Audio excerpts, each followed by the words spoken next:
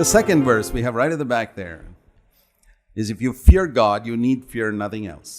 రెండో వచనం ఏంటంటే, నీవు దేవునికి భయపడినట్లయితే మరెవరికి భయపడనక్కర్లేదు. Fear is one of the great weapons of Satan. భయము అనేది సాతాను ఉపయోగించే గొప్ప ఆయుధం. All over the world, he controls people with fear. ఈ లోకమంతటిని కూడా భయము చేతే సాతాను తన ఆధీనంలో పెట్టుకుంటూ ఉంటాడు. Fear. What's going to happen in the future? భయం, భవిష్యత్తులో ఏం జరుగుతుందో, What's going to happen next week? వచ్చే వారం ఏం జరగబోతుందో, What's going to happen in your family? నీ కుటుంబంలో ఏం జరగబోతుందో. Is that pain cancer? నాకు వచ్చిన నొప్పి క్యాన్సరేనా? All types of fears. అన్ని రకాల భయాలు. What's going to happen to your children? మన పిల్లలకి ఏం జరగబోతుందో. I love that song. నాకు ఈ పాట చాలా ఇష్టము. You know, which we sing about. మనము ఈ విధంగా దాన్ని పాడతాము. They called his name Jesus. How sweet to look at a little child. ఆయన పేరు యేసు అని పిలిచారు. ఆ చిన్న బిడ్డ ముఖం చూడటము ఎంత సంతోషకరంగా ఉంటుందో కదా. And the joy and hope that he brings, and to know that as this little baby faces an uncertain future. ఈ చిన్న బిడ్డ ఏమీ తెలియని భవిష్యత్తుని ఎదుర్కోవాలి అని చూసినప్పుడు అది ఎంత ఆనందము, నిరీక్షణ తీసుకొస్తుందో కదా.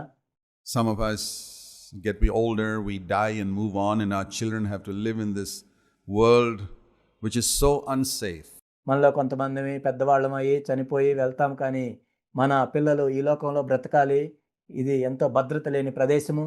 And we can commit our children to Jesus because he lives.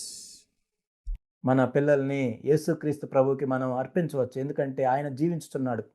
We have hope for the future. భవిష్యత్తును గురించిన నిరీక్షణ మనం కలిగి ఉండొచ్చు. You don't have a fear. Fear is something that we all need to be delivered from, but we don't take it so seriously. మనం భయపడాల్సిన అవసరం లేదు. భయం అనే దాని నుండి మనందరము కూడా విడుదల పొందాలి, కానీ మనం దాన్ని తీవ్రంగా తీసుకోవట్లేదు. Jesus said, fear not, as much as he said, sin not. Do you know that? పాపము చేయొద్దు అని చెప్పినంతగా యేసుక్రీస్తు ప్రభువారు భయపడొద్దని కూడా చెప్పారు. మీకు తెలుసా అది? In fact, I think he said it even more frequently, because we all recognize that we should not sin.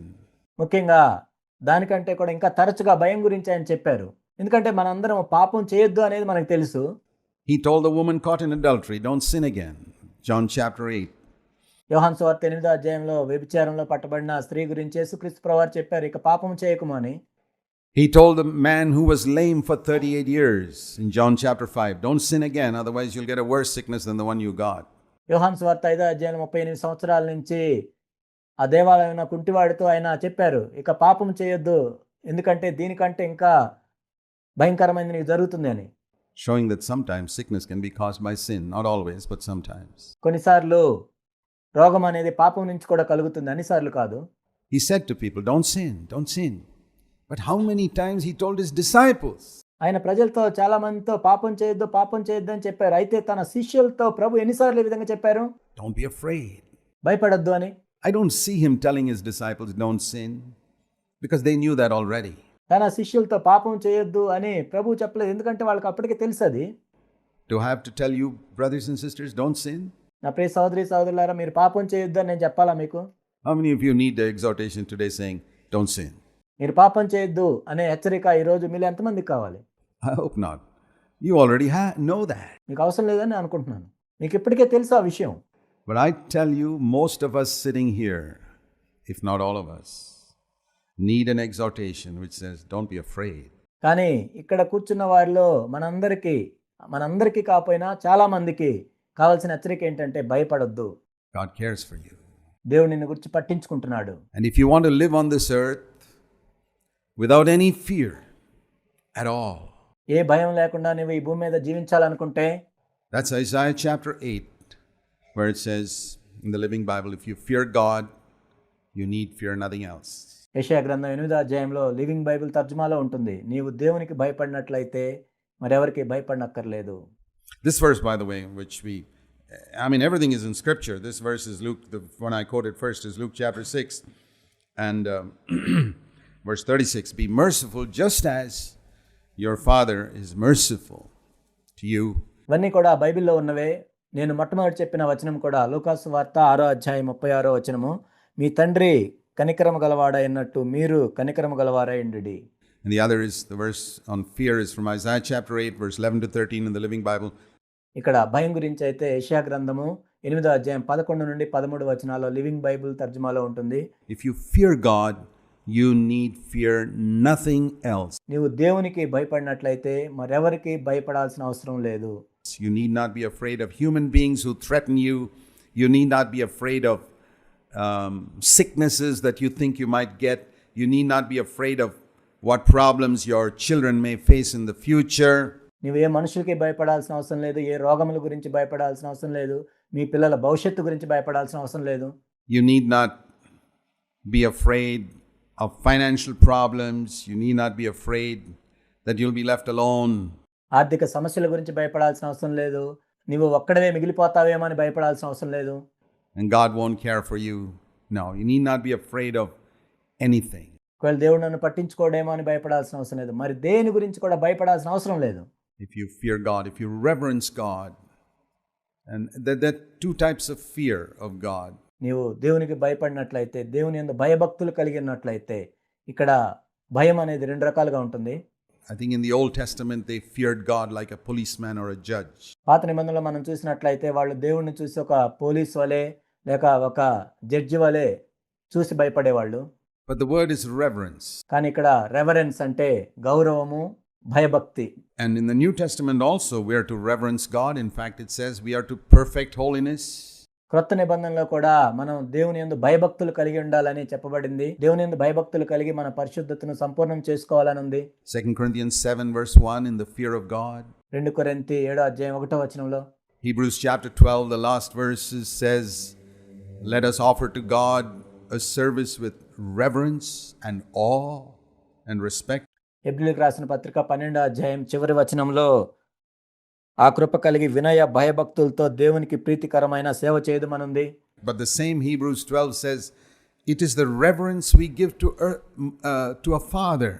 అదే హెబ్రీయులకు రాసిన పత్రిక 12వ అధ్యాయంలో ఒక తండ్రి వలె మనం భయభక్తులు కలిగి ఉండాలి అని కూడా ఉంది. It says in the earlier part of Hebrews 12, we reverenced, respected our earthly fathers. హెబ్రీయులకు రాసిన పత్రిక 12వ అధ్యాయం మొదటి భాగంలో ఉంది, ఈ భూ సంబంధమైన తల్లిదండ్రుల యందు కూడా మనం భయభక్తులు కలిగి ఉన్నాము అని చెప్పబడింది. Who disciplined us. How much more we should respect and reverence God. And so ఈ భూమి మీద వారు మనల్ని శిక్షించారు, అయితే మరి దేవునికి మరి ఎంత ఎక్కువగా భయభక్తులు కలిగి ఉండాలో కదా మనం. from that verse, I get this conclusion. Why does a fear come into my heart sometime? ఆ వచనం నుంచి నేను దీన్ని అర్థం చేసుకున్నాను. అదేంటంటే నా హృదయంలోనికి భయం అనేది అసలు ఎందుకు వస్తుంది? The answer is because I don't reverence and respect God enough. దానికి జవాబు ఏంటంటే దేవుని యందు నేను తగినంతగా భయభక్తులు కలిగి ఉండట్లేదు. Because if you did respect and reverence God enough, you'd have no fear at all. ఒకవేళ దేవుని పట్లే నీకు అంత భయభక్తులు కలిగి ఉన్నట్లయితే నీవు మరి దేనికి భయపడాల్సిన అవసరం లేదు కదా. You'd be completely free from fear. నీకు అసలు ఎటువంటి భయం లేకుండా విడుదల పొందొచ్చు. You know, your reverence and respect for God goes up and up and up and up and up and up and up. దేవుని పట్ల నీ భయభక్తులు అనేది పెరుగుతూ పెరుగుతూ పెరుగుతూ వెళ్తూ ఉన్నట్లయితే And your freedom from fear goes up and up and up and up. భయం నుండి విడుదల పొందటం కూడా పై పైకి ఆ విధంగా వెళ్తూ ఉంటుంది. Your respect for God goes down and your fear increases. Remember that. నీకు దేవుని యందు భయభక్తులు తగ్గుతూ ఉన్నట్లయితే నీ భయం కూడా పెరుగుతూ ఉంటుంది, గుర్తుంచుకోండి. And I know many believers who respected and reverenced God a lot when they started out their Christian life. నాకు తెలిసి అనేక మంది విశ్వాసులు వారి క్రైస్తవ జీవితాలు ప్రారంభించినప్పుడు దేవుని యందు ఎంతో భయభక్తులు కలిగి ఉన్న వాళ్ళు. And one would think after 15, 20, 30 years their respect for God should be more, but it isn't. కానీ ఒకరు ఏమనుకుంటారంటే 15, 20, 30 సంవత్సరాల తర్వాత దేవుని యందు భయభక్తులు వాళ్ళకి ఇంకా పెరుగుతాయి అనుకుంటాం, కానీ అలా జరగటం లేదు. They have backslidden. వాళ్ళు వెనక్కి దిగజారిపోయారు. They have started respecting God less. I mean, you ask yourself, దేవుని యందు భయభక్తులు అనేవి తగ్గిపోయాయి. నిన్ను నువ్వు ప్రశ్నించుకో. are there sins you're defeated by today, ఈరోజు ఏవైనా పాపాలలో నువ్వు ఓడిపోతున్నావా? which you fought more wholeheartedly when you were first born again? నీవు క్రొత్తగా తిరిగి జన్మించినప్పుడు నీవు వాటికి విరోధంగా ఎంతో యుద్ధం చేశావు. You're radical against certain sins when you were born again, but you sort of compromised. నువ్వు తిరిగి జన్మించినప్పుడు ఎంతో తీవ్రంగా వాటికి విరోధంగా నీవు పోరాటం చేశావు, కానీ ఇప్పుడైతే రాజీ పడ్డావు. Like because you see the other believers around you compromising that's because your reverence for God came down. ఎందుకంటే నీ చుట్టుపక్కల ఉన్న విశ్వాసులు కూడా అదే విధంగా రాజీ పడుతున్నారు కాబట్టి ఆ విధంగా దేవుని యందు భయభక్తులు అనేవి నీ జీవితంలో తగ్గుతూ వస్తున్నాయి. And that's a law, then of course fear will increase in your life. కానీ అది నియమము. ఆ విధంగా దేవుని యందు భయభక్తులు తగ్గుతూ ఉన్నట్లయితే భయం అనేది పెరుగుతూ ఉంటుంది. So if you fear God, you need fear nothing else. కాబట్టి నీవు దేవునికి భయపడినట్లయితే మరి దేనికి భయపడాల్సిన అవసరం లేదు. The reverse is also true. That if I don't fear God, then of course I need to fear a lot of things in the world. దానికి వ్యతిరేకమైనది కూడా నిజమే. నేను దేవునికి భయపడకుండా ఉన్నట్లయితే అనేక విషయాల గురించి నేను భయపడాల్సి వస్తుంది.